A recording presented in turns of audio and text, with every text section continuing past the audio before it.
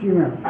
Saroli police station વિસ્તારમાં neon checkpost આવેલી છે. ગઈ તારીખ 16 માર્ચના રોજ જે રેગ્યુલર અમારું નિયોન ચેકપોસ્ટ વાહન ચેકિંગ ચાલે છે એ વાહન ચેકિંગ દરમિયાન અમને એક શંકાસ્પદ મૂવમેન્ટ જણાઈ અને અમારી પાસે લોકલ ઇન્ફોર્મેશન પણ હતી કે આમાં મહારાષ્ટ્રથી અને વાપી વલસાડથી જે ચોરી કરનાર ગેંગ છે એ લોકો આ પ્રકારની કોઈ લક્ઝરીમાં બેસી અને આવી રહ્યા છે. એટલે અમારું જે સઘન વાહન ચેકિંગ ચાલતું હતું એ દરમિયાન આ લોકોને ખ્યાલ આવી જતા પાછળની લક્ઝરીમાંથી આ લોકો કૂદીને ત્યાંથી ભાગવાનો પ્રયત્ન કરતા પોલીસે ઇમિડિયેટલી એ લોકોને પકડી લીધેલા હતા.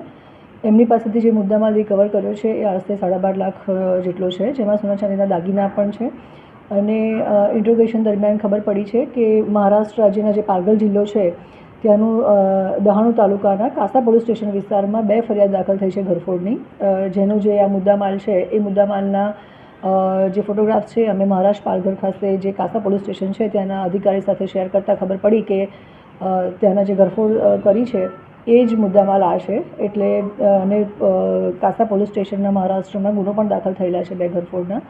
એના આધારે આ ત્રણેય જે આરોપી છે જેનું નામ છે રાજેશ મદનલાલ માલવી, જેની ઉંમર છે 29 વર્ષ, જે મજૂરી કામ કરે છે, જે ગામ ચડોલી તાલુકો નીમચ અને મધ્યપ્રદેશનો રહેવાસી છે. બીજો આરોપી છે દિલખુશ ઉર્ફે દિલ્લુ પપ્પુ બાછડા કર્માવત, જેની ઉંમર 23 વર્ષ છે, જે મજૂરી કામ કરે છે અને જે પીપલિયા રૂડીરાવજી થાના મનાસા મધ્યપ્રદેશમાં રહે છે. ત્રીજો આરોપી છે જે અંકિત મુકેશભાઈ ગોદાવન, જેની ઉંમર 25 વર્ષ છે, જે મજૂરી કામ કરે છે અને જે ગામ સડોલી થાના નીમચ મધ્યપ્રદેશમાં રહે છે.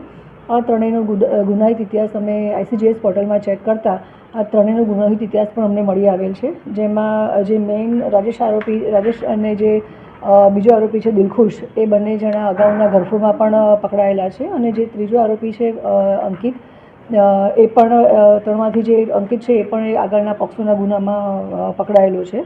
સો જે અત્યારે આપણે ટેકનોલોજીનો યુઝ કરી રહ્યા છે ડિપાર્ટમેન્ટમાં, એમાં પણ ICGS પોર્ટલમાંથી અમને એમનો આગળનો ગુનાહિત ઇતિહાસ મળેલો છે, જેના આધારે અમે આ લોકોની અટક કરેલી છે. મુદ્દામાલ પણ અમે રિકવર કર્યો છે. અને નિયોન ચેકપોસ્ટ જે સારોલી પોલીસ સ્ટેશનમાં લાગે છે ત્યાંના જે PI છે સંદીપ વેકરિયા, ત્યાંના જે અમારો સર્વેલન્સનો સ્ટાફ છે ASI ધનંજય, સર્વેલન્સ PSI મેદપરા છે. બીજા અમારો ત્યાં જે રેગ્યુલર નિયોન ચેકપોસ્ટ ઉપર ચાલે છે વાહન ચેકિંગ, એમાં જે એમની શિફ્ટ હતી એ વિપુલસિંહ અને વિલેશભાઈએ બહુ જ એલર્ટનેસ બતાવી અને વાહન ચેકિંગ દરમિયાન આ સરસ ડિટેક્શન અમારું થયેલું છે. જે સંદર્ભે અમે ત્યાં જે થાના છે કાસા થાના, ત્યાં પણ આ માહિતી શેર કરી છે અને આરોપીને પણ અમે હેન્ડઓવર કરીશું. ચોરી કરીને ગુજરાત આવવાનો પ્લાન શું હતો? ચોરી કરી અને એ લોકો જે ટ્રાન્સપોર્ટેશન માટે થઈને જે ટ્રાવેલ્સમાં બેસી અને સુરતમાં આવ્યા હતા અને ફરી પાછી બીજી બસ ચેન્જ કરીને મધ્યપ્રદેશ જવાના હતા. આ લોકો જાતે અત્યારે પ્રાઇમરી ઇન્ટ્રોગેશનમાં અત્યારે અમને એવું ખબર પડી છે કદાચ એ પાછળથી બીજો કોઈ પ્લાન અહીંયા કરવાના હોય તો મારું ઇન્ટ્રોગેશન ચાલુ છે. અને પ્રાઇમરી ઇન્વેસ્ટિગેશનમાં એટલી ખબર પડી છે કે ત્યારે ચોરી કરીને સીધા એ લોકો ટ્રાન્સપોર્ટેશન માટે થઈને જ અહીંયા આવ્યા હતા. પાલઘરમાં કે લોકલ ગેંગ સાથે કોન્ટેક્ટ નીકળેલો લોકોનો? ઇન્ટ્રોગેશન ચાલુ છે અમારું. જે અમારે અપડેટ હશે અમે આપને જાણ કરીશું.